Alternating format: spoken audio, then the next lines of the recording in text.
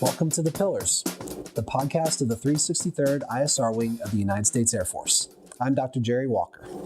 On The Pillars, we discuss various resilience topics to help you practically fix any issue you may encounter and help you finish a better wingman, airman, and leader. Today, we are out at the 306 Intelligence Squadron in Oklahoma City talking with the squadron commander of the 306, Lieutenant Colonel Steve McFadden. Colonel McFadden, thank you for joining us today. Absolutely. Thanks, Dr. Walker. Yeah. Sounds like you might have done that intro once or twice before. We've had some practice. This is episode 40-something, so heard it once or twice before. Very good. So Chaplain Bridgham normally does these podcasts with me, but today he is actually out visiting our folks in Nellis, so you get the benefit from yours truly all alone. So we'll see how this goes without his repartee. Well, Colonel McFadden, thank you again for sitting down and talking with us. We've been very impressed by the work that your folks do and just the caliber of the instructor cadre that you have out here. But we wanted to sit down with you today to get a sense of who you are and what your pathway through the Air Force has been leading up to now your squadron command. Sure. Well, goodness. So I'm from a small town in eastern North Carolina called Goldsboro. It's the home of Seymour Johnson Air Force Base. Pretty small base, actually, but born and raised, kind of grew up watching the F-4s and the B-52s fly around. Really no prior military affiliation in my family, but I always thought that was really cool. My parents always took me to the air shows growing up, and I always thought that'd be kind of a cool thing to do. And it was actually about halfway through college, and one of my friends was interested in speaking with the ROTC recruiter, but he didn't want to go alone. So me, with my long hair and my earring, decided to go with him to just essentially be his wingman while he talked to the recruiter. Of course, I was sitting in the back of the room making jokes and rolling my eyes pretty much the entire time. And so you weren't really considering it? Absolutely point. not. You're Not even wingman. close. But I heard the spiel, and lo and behold, he didn't sign up, and I did. So the rest is kind of history. So from there, I went on to at the time was called undergraduate navigator training at Randolph Air Force Base in Texas.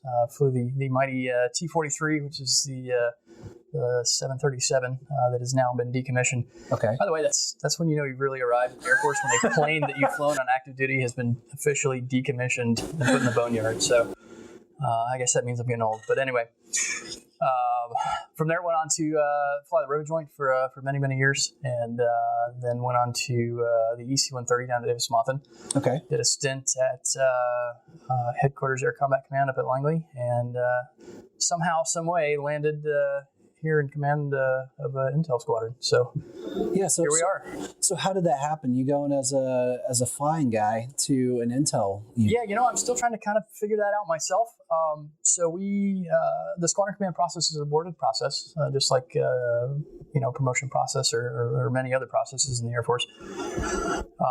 And I did put my name in for consideration for squadron command, but it was for squadron command of more ops type, flying squadrons. So how I ended up on the 14N command list with one other rated guy, I have no idea. I'm still trying to figure that out. So there must be somebody out there that had a plan. Okay. Well, how has that worked either to your advantage or disadvantage working with other, I guess not 14Ns, but the TIZOs and DIZOs who come through training here? Sure. Well, I'll tell you, initially, the learning curve was extremely steep because I did not speak special operations, being an ACC guy my entire career, and I did not speak 14N or Intel when I got here. So I had to get up to speed very, very quickly to be able to get this job done on both of those fronts. But it's been fun. I always enjoy kind of learning about new communities and new ways of doing business. I think it's been advantageous to have a rated guy specifically here at the 306, given our unique situation. So we are a tenant unit of an Air National Guard Special Operations Wing. They have been a flying wing for many, many years. They flew 135s and C-130s and now the MC-12 aircraft. In a lot of ways, what we do is very close to, the training that the rated guys have to go through, here at the SOW. So having that background for not just operations, but flying training as well, has been an asset, both in being able to speak that language with the Guard and enter kind of on a common plane with them, but also know what we need to develop here locally to be successful at this training mission. Excellent. So what you're saying is that even though you may not have had a background in intel, you're able to use your adaptability and your prowess at learning new fields and new ways of doing things that are tangential to your primary career field, and leverage those strengths that you had to make this mission happen. Yeah, well, adaptability and prowess might be a little generous, but sure. So, sir, you mentioned that you're an active duty ACC unit here on an Air National Guard Special Operations Wing. What kind of challenges does that impose for your squadron? So many. To answer your question up front, we are unique within the 361st and I think probably within the 363rd ISRW, as far as we are an active duty unit that's stationed on an Air National Guard base. So I think I mentioned previously, the 137th Special Operations Wing is an AFSOC gained wing that's an Air National Guard wing. That's our host here. We are an ACC gained unit that is tied administratively and for care and feeding, if you will, to the 72nd Air Base Wing, about 25 minutes up the road at Tinker Air Force Base, and they are an AFMC gained unit. And at that same time, we've got TDY students here from Goodfellow Air Force Base that remained AETC gained while they're here. So we've got quite a bit of paperwork to look at day. Working with 4 different MAGCOMs on the active duty side, and then also having to work total force with the Guard. So there's potentially a lot of different bosses, a lot of different places that you've got to levy requests for funding and personnel and operational requirements. Yeah, that's a great point. We always have we call them asks for various entities for things that we need. And we have to be very cognizant here at the 306, given the unique situation that we're in, that we are asking the right people for the right stuff at the right time. So, right, sir. So you have to be very forward-thinking in how you go about asking for certain things and how you try to grow the 306 and accomplish your mission. And it sounds like you've got some things and some irons in the fire right now for the way forward. We do. So it's a very exciting time for the 306 and honestly the TIZO and DIZO enterprises as a whole, because the change that's coming is in my estimation long overdue. The TIZO career field especially was really kind of a product of an immediate need back in the mid-2000s. A lot of processes that were put in place were kind of out of necessity versus ideal processes. And today we're still dealing with a lot of the I'm sure the word I'm looking for here. I guess a lot of the fallout from how quickly this career field was brought into being and fielded. The Air Force is signaling that this is, the TIZO career field is not going anywhere. It's going to be an enduring capability. Therefore, we need to deliberately professionalize and normalize the way we're doing business within this career field. And I heard you say the other day that the TIZO career field in particular is in high demand. It absolutely is. In fact, the battlefield commander's request for TIZO support is astronomical, and it's almost to the point of being insatiable, to be honest. They perform an incredible function, and it's highly desirable for these component commanders. Yeah, absolutely. And ISR in general is typically in extremely high demand, and demand outstrips our ability to produce it. Same with the TIZOs.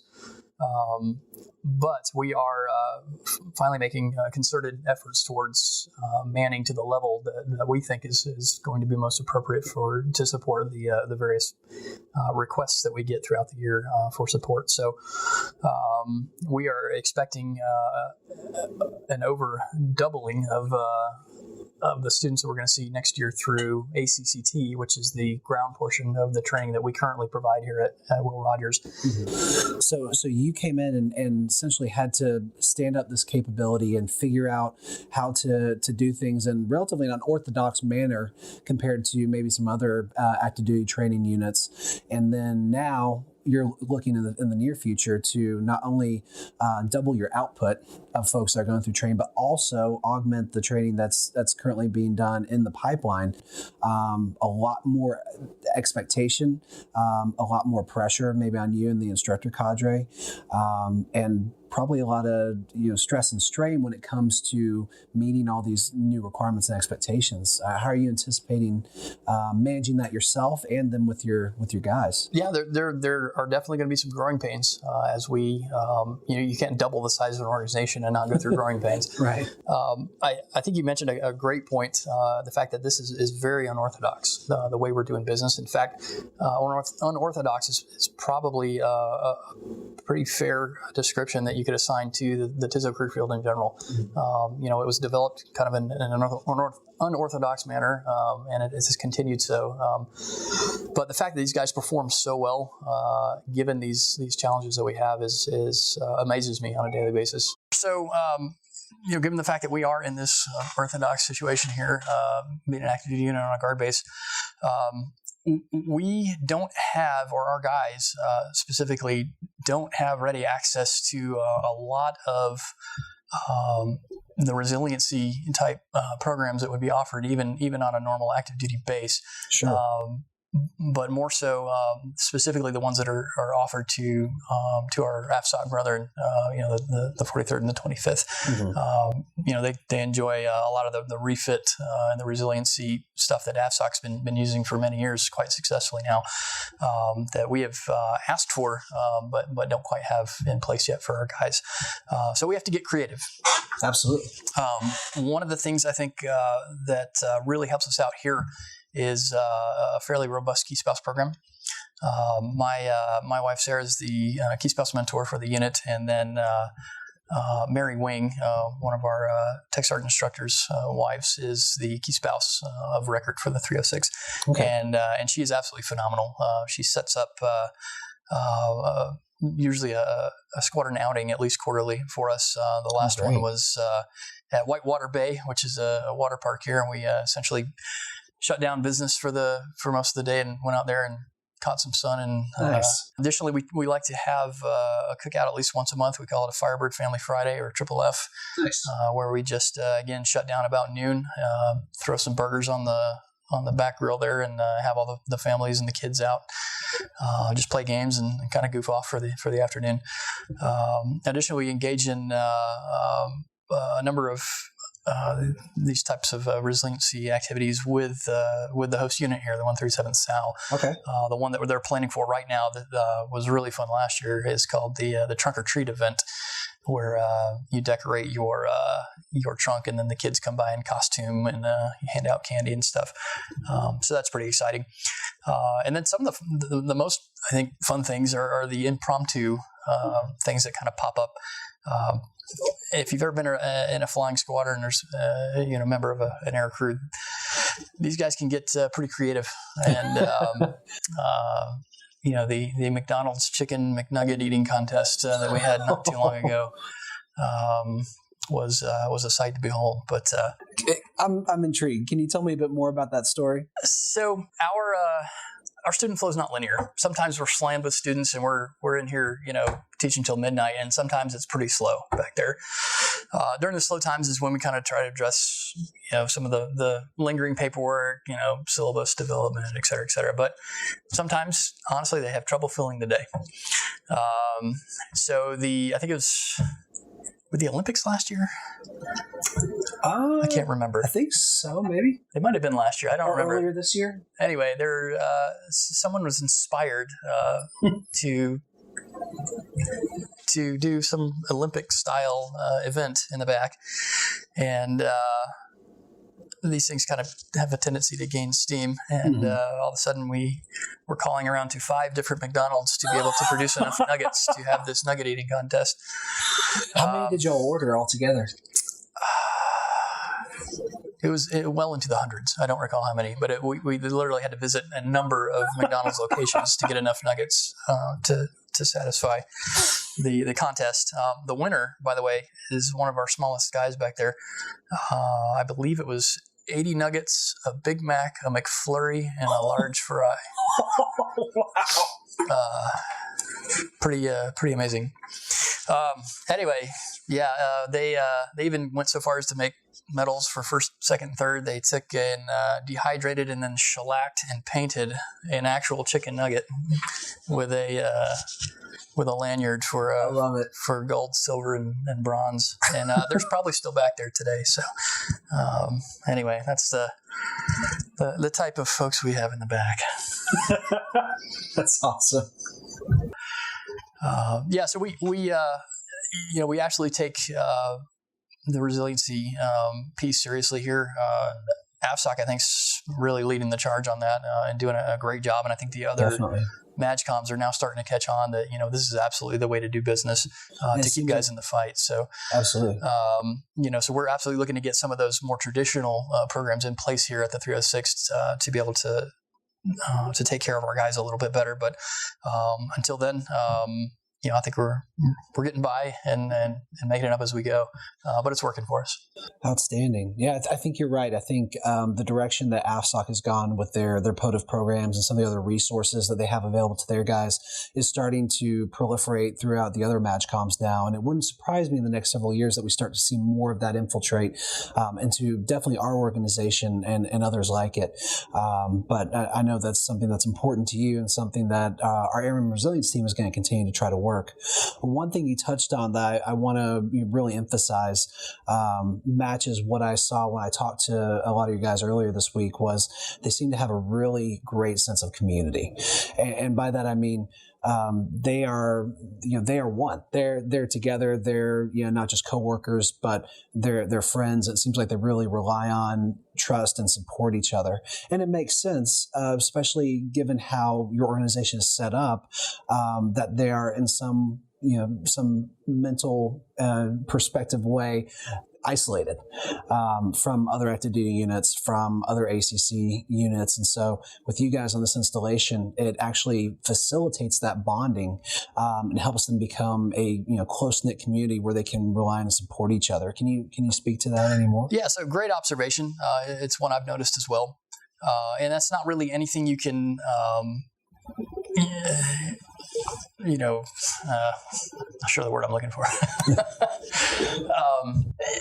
You can certainly set the stage for that to occur, but that's not something you can force on any group or unit. It's something that just kind of you set the parameters for, and then it develops. The TISO community in and of itself is a small community to begin with. A lot of them, sure. Most everybody knows everyone else in the TISO community. So you've got that going for us. Then we are kind of out here, alone and unafraid.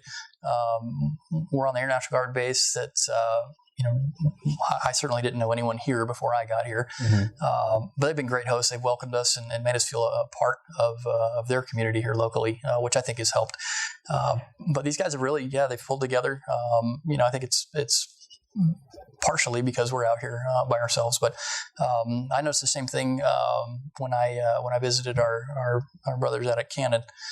Them being kind of out there in Clovis by themselves, they're a little tighter knit, I think, than you see elsewhere. But that's I take that as a positive. I think that's definitely impacts the work we do here in a positive way. So. Outstanding. So if I could bring everything together that we've talked about, some of the keys to success for you and for the 306 has been that adaptability, figuring out ways to work within the system, not despite it, building that sense of community and helping the guys learn to rely on each other, to carve out time for those important community building events, and then really focusing on the mission and the importance of it, giving the guys an opportunity to not just learn their jobs, but to create a passion for it and to see the importance of what they do contribute to the operational missions. It seems like all those things have led to what is, I think these were your words, making the 306 one of the premier training squadrons. Absolutely. something I've tried to emphasize to the guys, and I'm moving around my chair, sorry, during my tenure here is I've always run after a goal harder, it seems, if I knew the why behind the how. So I always stress, if you're in a position to always explain the why behind the how of what you're doing, and that creates the buy-in. And that's what we've done here. That's what I've tried to foster since I got into the seat here. And I think it does cause them to when they understand the why behind what they're doing, or the greater why, it causes them to take that a little bit more pride in their job. And it's something I've tried to foster, and it's something I think we're seeing results from, and it's good to see.